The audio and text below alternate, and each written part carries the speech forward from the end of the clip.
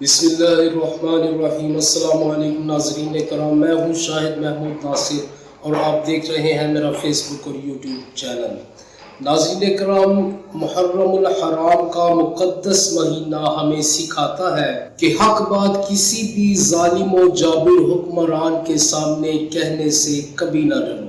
یہ مہینہ ہمیں حق کا پرچار اور برائی کی بیخ کنی کرنا سکھاتا ہے۔ نواسہ رسول صلی اللہ علیہ وآلہ وسلم کا یہ سبق جو انہوں نے ہمیں 1400 سال پہلے دیا تھا، وہ سبق ہمیں آج بھی یاد ہے، اور اس کی وجہ ان کی وہ عظیم قربانی ہے جس کی برکت سے ہم آج مسلمان ہیں۔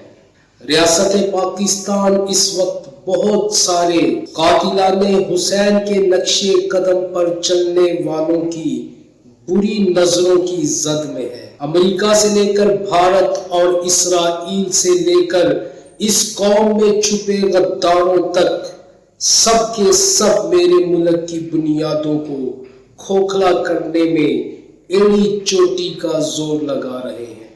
اور دکھ تو یہ ہے کہ جن پر ہمیں ایمان تھا، جو ہمارے اپنے تھے اور جن کی موجودگی ہمیں ہر خطرے اور ہر آفت سے بچا کے رکھتی تھی، وہ بھی آج ہماری بات نہ سنتے ہیں، نہ سمجھتے ہیں اور نہ سمجھنے کے لیے تیار ہیں۔ مگر یاد رکھیے ناظرین کرام، ہم حق پر ہیں، ہم حق کہیں گے، ہم حق بولیں گے اور حق کا ہی ساتھ دیں گے۔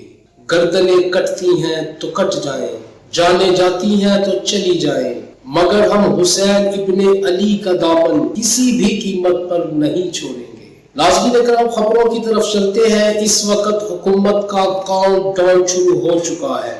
میں یہ سمجھتا ہوں کہ 14 اگست جو 13 اور 14 اگست کے درمیانی شب میں جو عمران خان نے جلسہ اناؤنس کیا ہے، وہ جلسہ پاکستان کی تاریخ کا سب سے بڑا جلسہ ہونے جا رہا ہے۔ اور اس جلسے کے دوران جب عمران خان اپنا آئندہ کا لاہ عمل جو ہے وہ دیں گے عوام کو، تو اس کے بعد میں سمجھتا ہوں کہ اس حکومت کا کاؤنٹ ڈاؤن شروع ہو جائے گا، اور بہت جلد پھر یہ حکومت جو ہے یہ گر جائے گی، کیونکہ عوام کے وہ تھپیڑے جو اس حکومت پر بار بار برس رہے ہیں، ان تھپیڑوں کی جو آخری وار ہے وہ یہ عوام کرنے کے لیے اس امپورٹڈ حکومت پر بالکل تیار بیٹھی ہے۔ اور یقین جانیے ناظرین کرام، اس کے بعد میں سمجھتا ہوں کہ اب یہ وہ وقت شروع ہو چکا ہے اس حکومت کا، جس کے بعد آپ یوں سمجھ لیجئے کہ یہ حکومت جو ہے وہ بچ نہیں سکے گی۔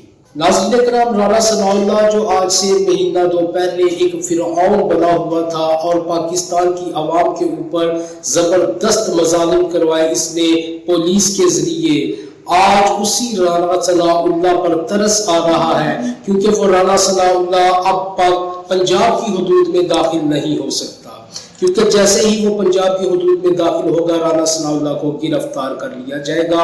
اور اس بات کا اعلان فواد چودھری نے کر دیا ہے، کیونکہ رانا ثناء اللہ اس وقت پنجاب حکومت کو مطلوب ہے ماڈل ٹاؤن کیس کے اندر۔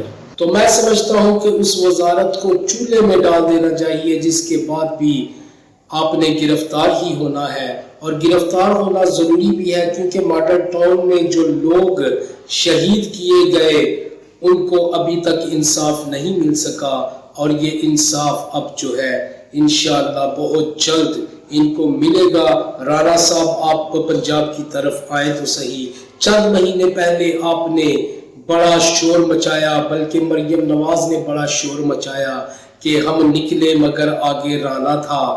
اب میں پوچھتا ہوں مریم نواز صاحبہ سے کہ اب بتائیے آپ کا رانا کہاں ہے؟ اب تو اس رانے کی اتنی اوقات نہیں کہ وہ پنجاب کی حدود میں قدم بھی رکھ سکے۔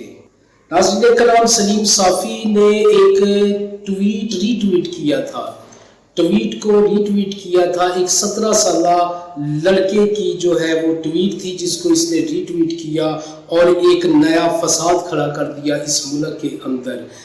اگر سلیم صافی جیسے جو صحافی ہیں، بڑے صحافی، बेशक वो लिफाफे हैं और बड़े लिफाफे हैं, लेकिन सहाफ़ी भी वो बड़े हैं, ज़ाहिर है उनका नाम है, उनके फॉलोअर्स हैं।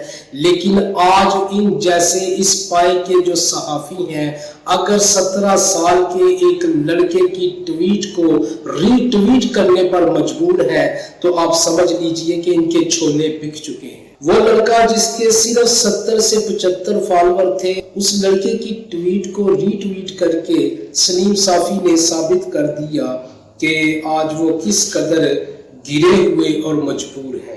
नाज़रीन इकराम, इस वक्त फौज के अंदर एक दोहरा मयार नजर आ रहा है। नून लीग से हट के जो भी फौज के खिलाफ कोई छोटा सा भी काम करता है उसको गिरफ्तार कर लिया जाता है। जैसे कि ये 17 साल लड़का जिसकी ट्वीट को सलीम साफ़ी ने रीट्वीट किया, इसको गिरफ्तार किया गया।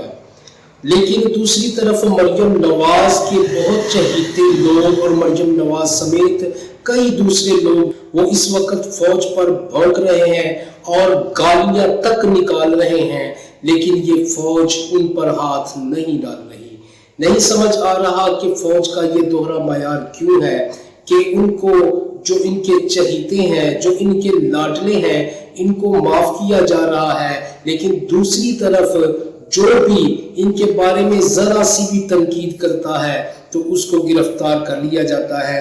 मैं समझता हूँ कि फौज को इस तरह का मयार नहीं रखना चाहिए। अगर शिकंजा कसना है तो सबके ऊपर एक जैसा होना चाहिए, वरना फिर सबको छूट दे दें, जिसका जो चीज चाहे करे।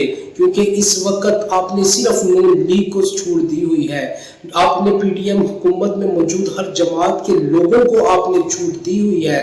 वो जिसको चाहे जब चाहे गालियां निकालें। जनरल आसफ गफूर और जनरल फैज हमीद जैसे लोगों को शैतान कहा जा रहा है और ट्वीट करके बाकायदा तौर पर इनको शैतान डिक्लेयर किया जा रहा है। आप जरा देखिए कि ये एक ट्वीट है जो जनरल आसफ गफूर और जनरल फैज हमीद की तस्वीर इसमें नजर आ रही है, जो शहीद होने वाले, जो हेलीकॉप्टर हादसे में शहीद हुए थे, उनके नमाज जनाजा में शरीक हैं, लेकिन ट्वीट करने वाले ने उनको शैतान करार दिया है।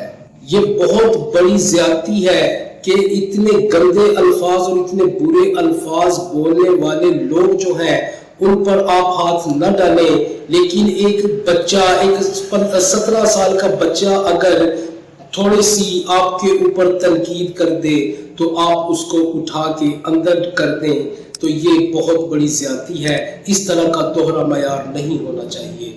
नाज़रीन करम, आइंदा वीडियो में मैं दोबारा हाजिर हूँगा। तब तक के लिए अल्लाह हाफिज़ व नासिर। पाकिस्तान जिंदाबाद, पाक फौज पाइंदाबाद।